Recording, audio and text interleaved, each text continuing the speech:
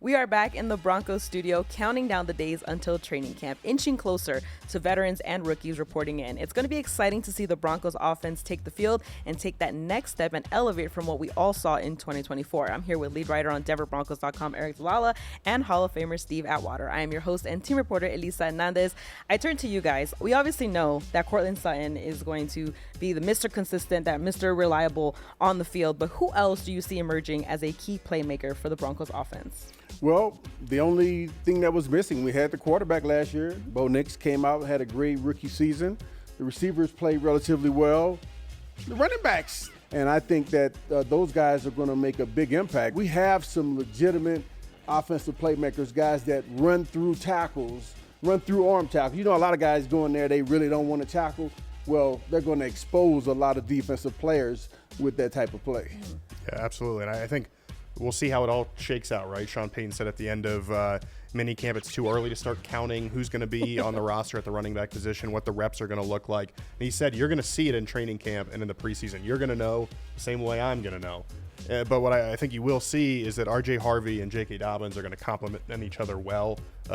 Harvey, like you said, Steve, just runs through people. It's a physical player. He's not the tallest guy, but he is strong and he runs hard. I think Sean Payton said we don't mind shorter running backs, but we don't want small running backs, right? And so this is a guy that runs hard, has great vision. That George Payton said after the draft he might have had the best vision of any running back in the draft. We know they wanted him. They went to go get him. And then Dobbins is a guy that when he's on the field and he talks about coming here, he believes in the Broncos medical staff. He's explosive as well. I think brings some juice to this Broncos offense. So, yeah, it'll be interesting to see because it does feel like they added two real good players to their backfield. Yeah, when you look at what Dobbins said when he first got here, he said, I'm excited to have the ability to not only be a veteran presence in that locker room, but just compete with these guys. I think he's very excited to kind of come in and be that another fresh young blood. Like, he considers himself a young guy. He was like, hey, I'm not old yet. He was like, I want to be very clear. I am still a young running back. But it's kind of good to see that momentum kind of building for that. Yeah, and it's like you see the type of guys that Sean Payton and George Payton are bringing in. These are not only great football players, they're good people. Yeah. And when you build your team around good people, the sky is the limit. Yeah, absolutely. And I think in addition to those guys in the backfield, there are more weapons now for Bo Nix on the outside. And when you talk about who's going to emerge, we know what Courtland Sutton's going to be, right? He had another 1,000-yard season last year. He built that rapport with Bo Nix. He was that security blanket for him.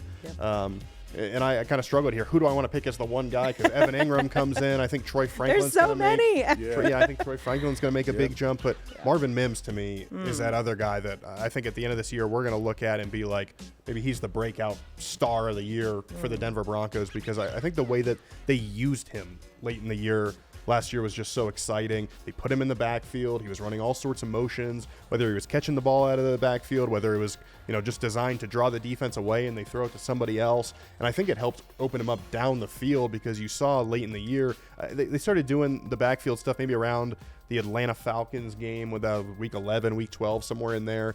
But then you saw against the Cleveland Browns, boom, 93-yard touchdown. And then against the Cincinnati Bengals, deep touchdown.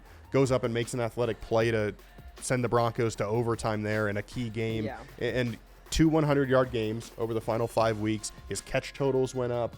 And I just think you're going to see a more involved Marvin Mims. This, to me, feels like a guy that could make a huge jump this year. He's been a playmaker throughout his entire career. I mean, even as a youngster, he was a big-time playmaker. In college, he did the same thing. And he's shown that he can make plays in clutch situations. I mean, make big catches to end games. And, I think that he's going to continue to elevate, just like the rest of the offense. They're growing together. This is a young team who came in at just about the same years, and they're developing and growing in this Sean Payton system together. And I think the other thing, too, and we've talked about this, Elisa, is that it could be a week-to-week deal, too, right? Like, Sean Payton is so good at using different personnel groupings, game planning, using a matchup to his advantage, that one week maybe it's Evan Ingram that's getting 10 targets. Maybe it's Courtland Sutton that they feed another week. Maybe it's, hey, we want a heavy dose of R.J. Harvey and J.K. Dobbins. And so week to week, I do think there's a bevy of weapons here for Bo Nix in this offense, and excited to see how it all plays out. Was definitely chess, not checkers. Well, reminder that the Broncos will host their first open practice on July 25th. And until then, we will be back with more analysis and coverage during the offseason. So stay tuned on our YouTube channel. As always, I am your host and team reporter, Elisa Hernandez, here with lead writer on DenverBroncos.com, Aric DiLalla, and Hall of Famer, Steve Atwater.